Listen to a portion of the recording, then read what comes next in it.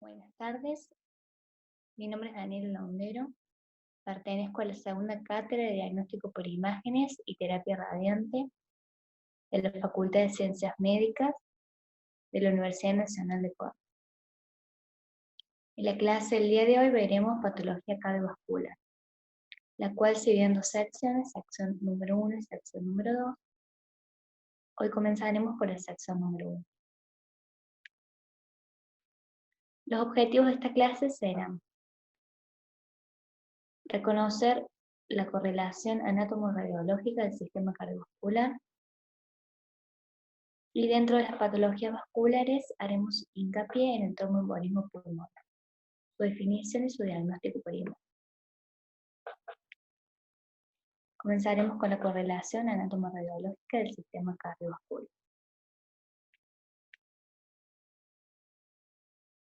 Comenzaremos visualizando una radiografía de tórax de frente, en lo cual lo importante, acuérdense, en que utilizamos para ver silueta cardiovascular para que no se cree un falso aumento del tamaño de la silueta cardiovascular, una teleradiografía de tórax en la cual el paciente se encontraba a 1.8 metros del tubo de rayos X. En la misma, acuérdense que lo que vimos primero siempre empezamos por estructuras de partes blandas, estructuras óseas, veíamos tráquea, convolución de bronquiofuentes, hilos pulmonares, silueta cardíaca con grandes vasos, los campos pulmonares y la parte superior del abdomen. Dentro de la silueta cardíaca teníamos los arcos, que teníamos 3 arcos del lado izquierdo y 2 arcos del lado derecho. Del lado izquierdo, el primer arco, el más superior, corresponde al botón aórtico. El segundo arco corresponde a la arteria pulmonar o al tronco de la arteria pulmonar. Y el tercer arco corresponde al ventrículo izquierdo. Del lado derecho, el primer arco va a corresponder a la vena cava superior y el segundo arco a la aurícula derecha. Recuerden que de manera central, en la región anterior tenemos el ventrículo derecho y posterior la aurícula izquierda. La siguiente imagen corresponde a una radiografía de tórax de perfil, en la cual vemos la imagen roja, corresponde a raíz de la aorta ascendente, callado aórtico y aorta descendente. Podemos ver el hillo pulmonar, esta estructura radiolúcida que corresponde al bronquiofuente. Y vamos a ver, como dijimos recién, en una región anterior del tórax, el ventrículo derecho, en la región posterior, aurícula izquierda y ventrículo izquierdo. La siguiente imagen corresponde a una radiografía de tórax de frente, en la cual en este esquema podemos visualizar los hilios pulmonares, que los hilios pulmonares son las estructuras formadas por los bronquios, fuentes, arterias y venas pulmonares, también estructuras nerviosas. Recordar que anatómicamente el hilio pulmonar izquierdo se ubica en una posición superior al derecho.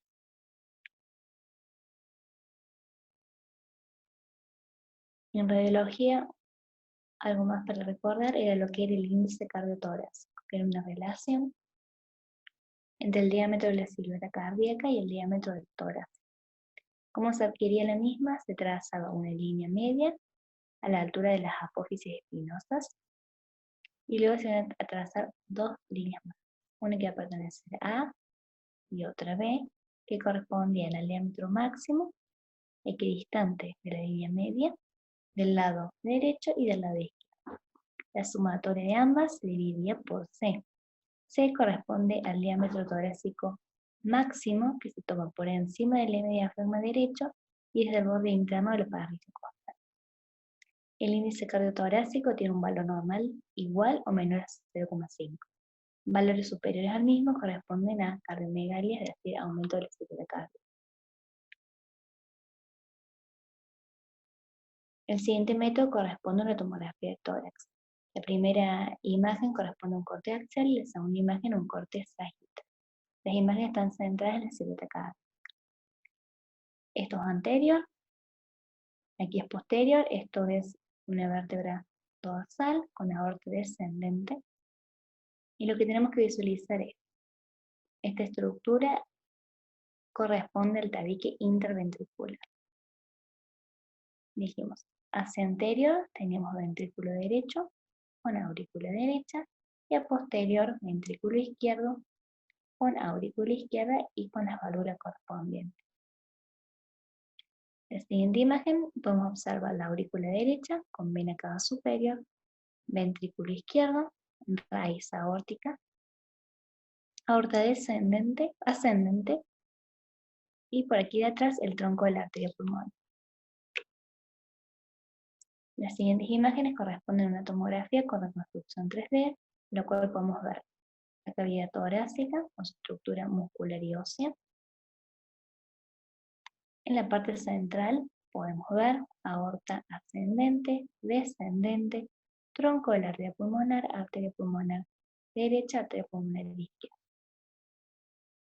En la imagen de abajo vemos ventrículo izquierdo con raíz aórtica, aorta ascendente y comienzo el callado, tronco de la arteria pulmonar.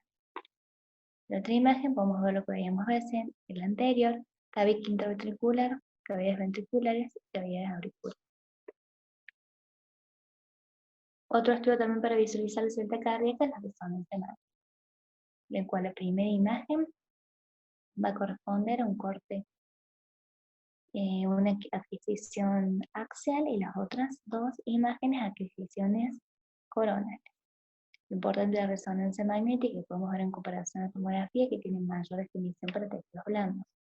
Aquí se puede observar mucho mejor lo que es el tabique interventricular con hacia adelante ventrículo derecho, aurícula izquierda, ventrículo izquierdo y aurícula izquierda. Y en el corte sagital también podemos observar, por un lado vamos a ver la aurícula derecha con vena cava superior, ventrículo izquierdo, raíz aórtica, aorta ascendente y el callado aórtico. Yo voy a hacer un breve repaso de la coordinación anatomoradiológica, pasaremos a lo que es patología vascular, dentro de ellos la entidad denominada tromboembolismo pulmonar.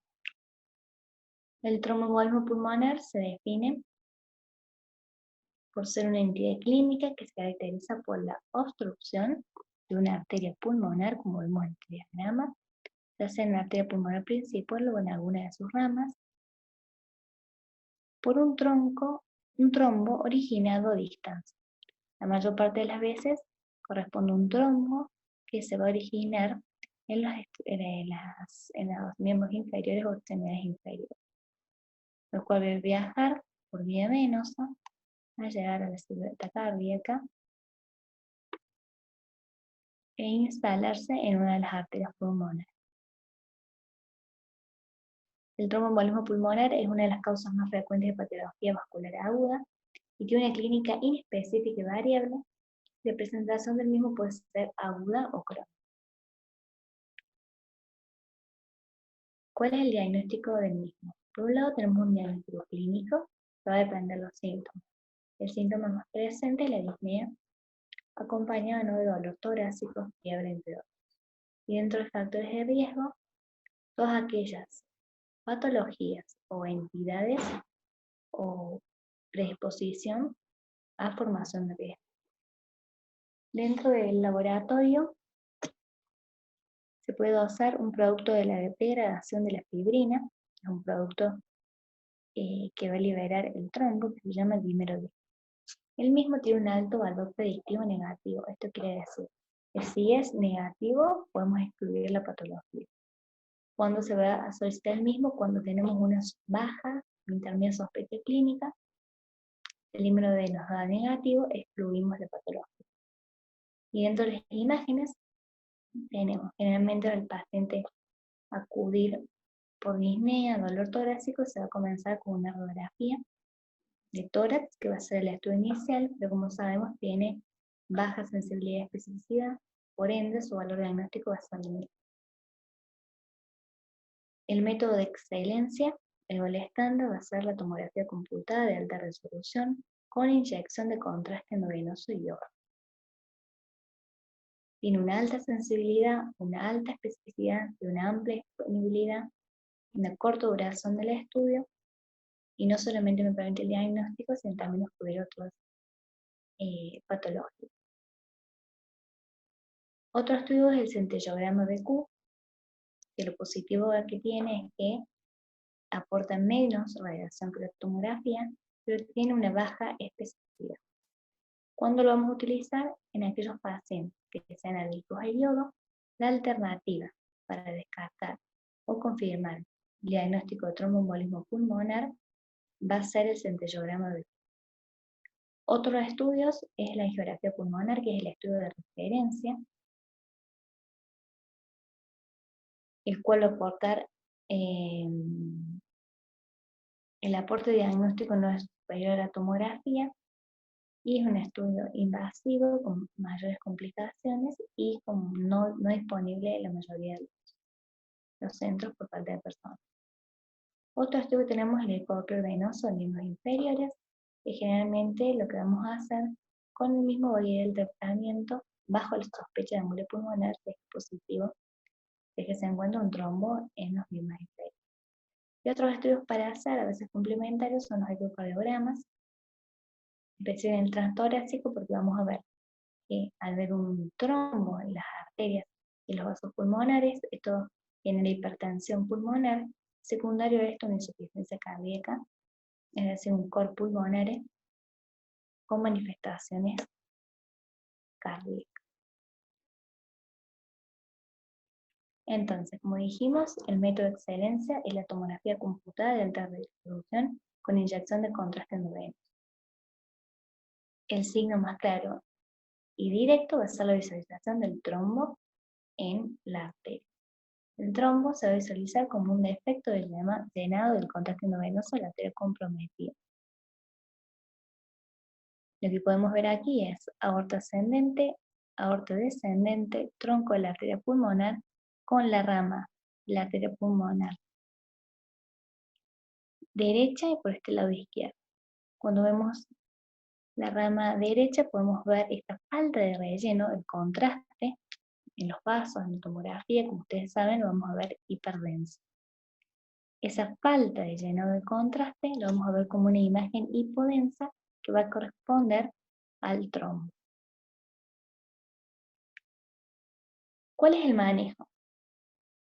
Ante la sospecha de tromboembolismo pulmonar se va a hacer un score clínico. Este score clínico nos va a decir si la sospecha es baja o de baja intermedia, se hace este dímero D.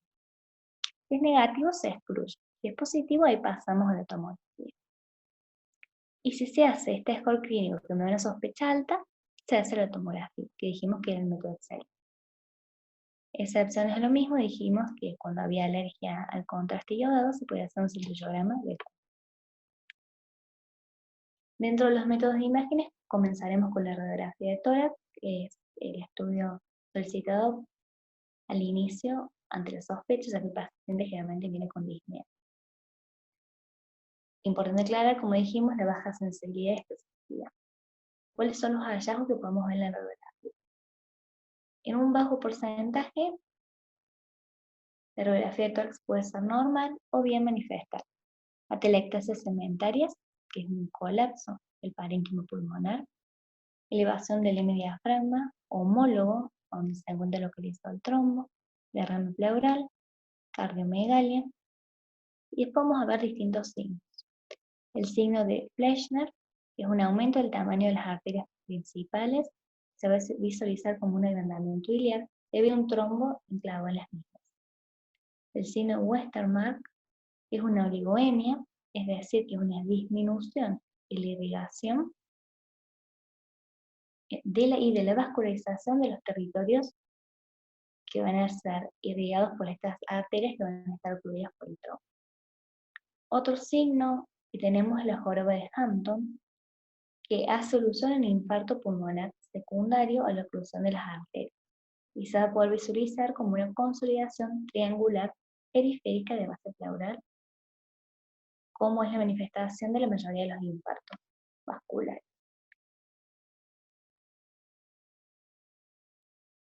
La primera imagen corresponde a una RX de tórax de frente, en lo cual podemos ver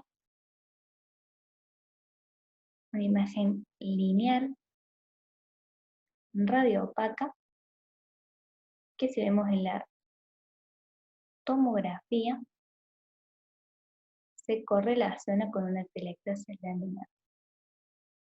A su vez, en un corte axial podemos visualizar este defecto de llenado del contraste endovenoso que correspondía al trombo. En la siguiente imagen podemos ver, por un lado, una atelectasia pulmonar, que es esta imagen lineal, radioopaca, y a su vez podemos ver que ambos senos costofrénicos se encuentran velados,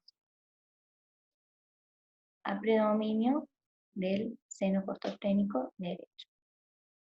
En esta tomografía de tórax, de un corte coronal, podemos visualizar la atelectasia, y en las dos imágenes siguientes, en los cortes axiales, podemos visualizar por un lado la atelectasia laminar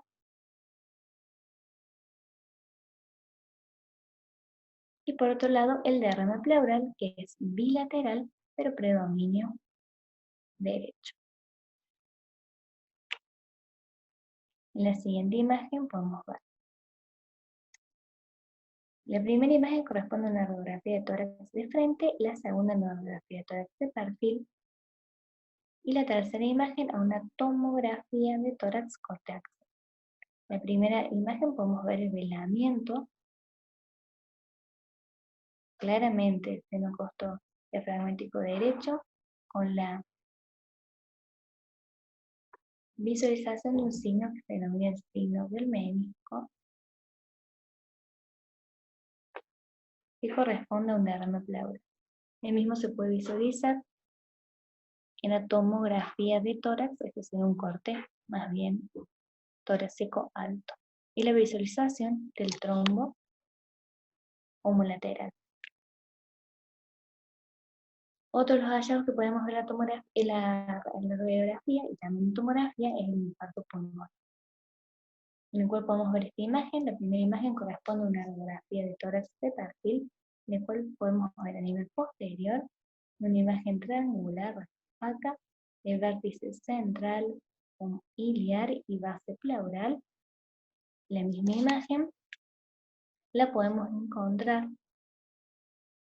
en esta tomografía de corte axial, una imagen triangular de base pleural, y podemos ver, homólogo a la misma, un trombo, es decir, un defecto de relleno del contraste a nivel de la arteria pulmonar derecha en su división.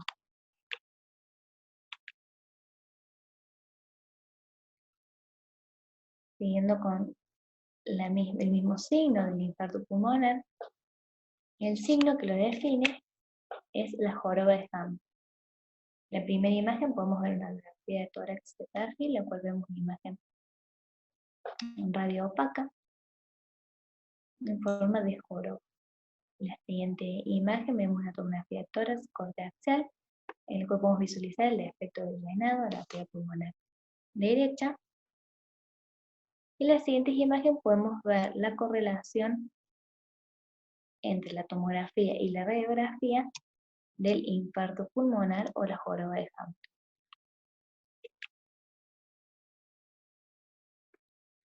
En la siguiente imagen podemos ver, corresponde claramente a una radiografía de tórax de frente, podemos ver varios signos. Por un lado, lo que nos llama la atención es esta oligoemia, es decir, un aumento de la radiolucidez del campo pulmonar derecho,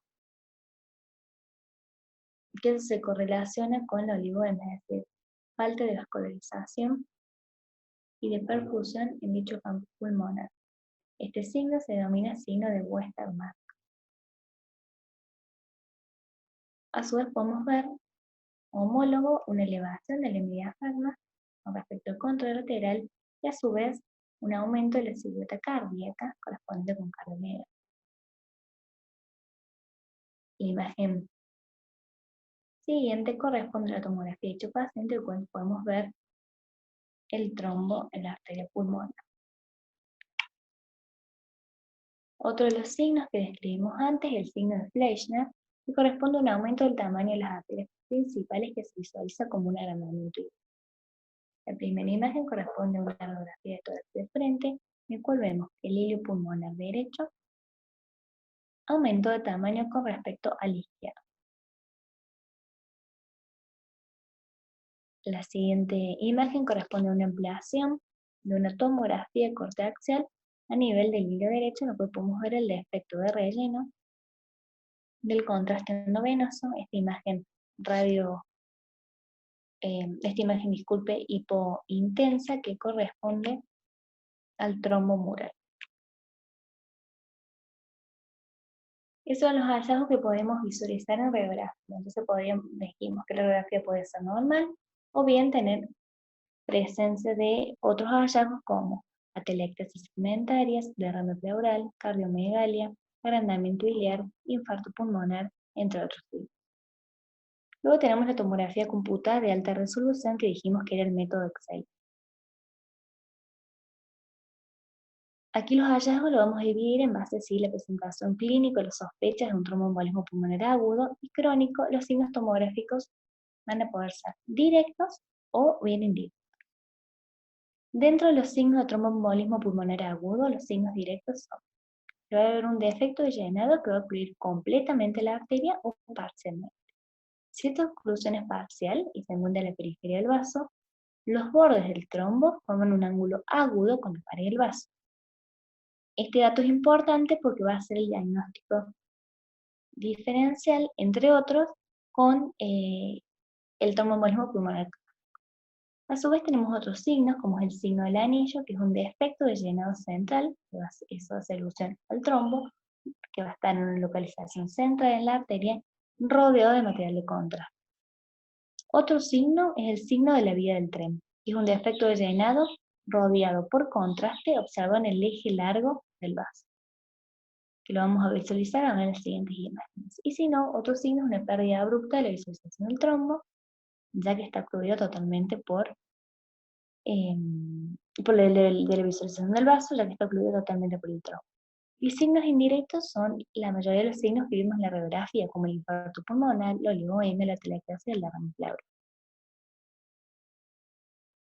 Comenzaremos visualizando los signos directos de tromboembolismo pulmonar agudo. El primero dijimos, esto es una ampliación, una tomografía de tórax de corte axial. Podemos ver que los vasos se encuentran hiperdensos por la inyección de contraste endovenoso.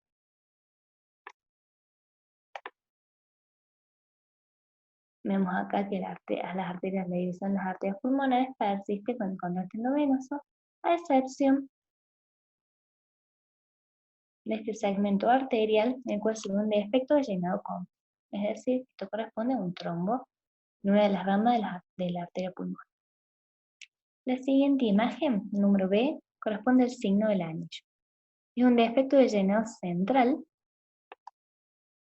rodeado por material de contraste. Todo lo hiperintenso va a corresponder al medio de contraste, que tenemos parte de la cinta cardíaca. Esta es una vértebra dorsal, la aorta descendente, que tenemos unas divisiones de las ramas de la arteria pulmonar, y vemos el trombo central, que se da el defecto de llenado, rodeado de material de contraste. Este es el signo de anillo y corresponde a un signo directo de tromboembolismo pulmonar agudo. El otro es el signo de la vía del tren, en el cual vemos un defecto de llenado, que ese defecto de llenado a nivel central va a corresponder al trombo rodeado por contraste, y esto se observa en el eje longitudinal del vaso, como una vía del tren, en el cual vamos a ver una imagen hiperdensa que corresponde al contraste endovenoso, el trombo que es hipodenso, e hiperdenso que corresponde al contraste endovenoso. Y dentro de los signos directos de TEPA, que dijimos que era muy importante para diferenciarlo con el tromboembolismo pulmonar crónico, era el defecto periférico que va a formar ángulos agudos con la pared arterial. En las dos imágenes se ve el trombo con la pared del vaso, que tiene material de contraste, y el ángulo que forma es un ángulo agudo. Aquí lo podemos ver de nuevo, y aquí en mayor tamaño también. Todo el trombo Y el trombo con la pared del vaso va a formar un ángulo áureo, que es este ángulo que podemos visualizar en la punta de la semiluna del trombo con la pared del vaso. Y dentro de los signos indirectos de TEPA son signos que la estuvimos observando, como el derrame pleural, la joroba de Hampton, digamos, pero que sería en este caso el infarto pulmonar. Luego tenemos signos de tromboembolismo pulmonar crónico. Dentro de los signos directos tenemos la oclusión completa de un vaso, cuyo diámetro, el diámetro del vaso va a ser mejor que los vasos circundantes. ¿Por qué? Porque esto lleva ya a un proceso más bien crónico. Otro de los signos es un defecto de llenado de localización periférica en el lumen que forma ángulos obtusos con la pared del vaso. A diferencia del tromboembolismo pulmonar agudo que formaba ángulos agudos. Y bandas o redes intravasculares que la vamos a visualizar en las próximas imágenes. Dentro de los indirectos teníamos la presencia de flujo colateral a través de las arterias bronquiales. Esto se produce cada vez que hay una oclusión vascular crónica, se producen vasos neovascularización con vasos accesorios para poder aportar vascularización a ese territorio para que no se provoque isquemia del mismo. Dilatación de la arteria pulmonar, ya que los trombos de la arteria pulmonar van a llevar a hipertensión pulmonar y dilatación de la misma, calcificación excéntrica de la pared vascular y lo que se denomina perfusión en mosaico, el parénquima pulmonar, que son áreas parchadas de diferente atenuación, de diferente densidad, que representan las áreas perfundidas, ya que va a haber áreas que están más perfundidas y otras menos, o sea, otras que van a tener presencia de oligoeno. Este es un hallazgo que también se puede visualizar en el tromboembolismo pulmonar agudo, pero es más frecuente encontrarlo en el tromboembolismo pulmonar crónico. ¿Cuáles son los signos directos entonces del tromboembolismo pulmonar crónico? En la primera imagen podemos ver una tomografía, corte axial, una amplificación, columna dorsal, acá vemos aorta ascendente, aorta descendente, tronco de la arteria pulmonar derecha e izquierda. Y podemos ver toda esta imagen hipodensa que corresponde al defecto intraluminal periférico que forma, como nosotros vemos, un ángulo obtuso con la pared del vaso. Y ahí también podemos visualizarlo en este corte coronal. Otros signos directos de TEPA dijimos que se podían ver las arterias totalmente ocluidas y disminuidas del cálido. En la primera imagen tenemos una tomografía con un corte coronal y podemos ver todas las arterias de la língula y lóbulo inferior izquierdo están ocluidas, se ven hipodensas, con defecto, digamos, del contraste venoso y disminuidas de tamaño en comparación con las contralaterales. Y también se puede visualizar como signos del tromboembolismo pulmonar crónico. Acá tenemos la rama de la arteria pulmonar derecha con exhibición, con material de contraste, pero bandas intravasculares sin contraste endovenoso. Y los signos indirectos, dijimos que había vasos colaterales para suplir esta oclusión vascular, podían ser bronquiales, como estas arterias bronquiales colaterales que nacen de la aorta, y también intercostales. Y otro signo indirecto del tromboembolismo pulmonar crónico es el patrón de mosaico, que vemos áreas parchadas de mayor y menor atenuación que corresponde a las diferencias de perfusión pulmonar. Además de los hallazgos previamente dichos en vasos pulmonares y parénquima pulmonar, como dijimos, la oclusión de las arterias pulmonares podría llevar a un aumento de la presión pulmonar con aumento del diámetro de la arteria pulmonar y provocar una insuficiencia cardíaca derecha, por ende un cor pulmonar.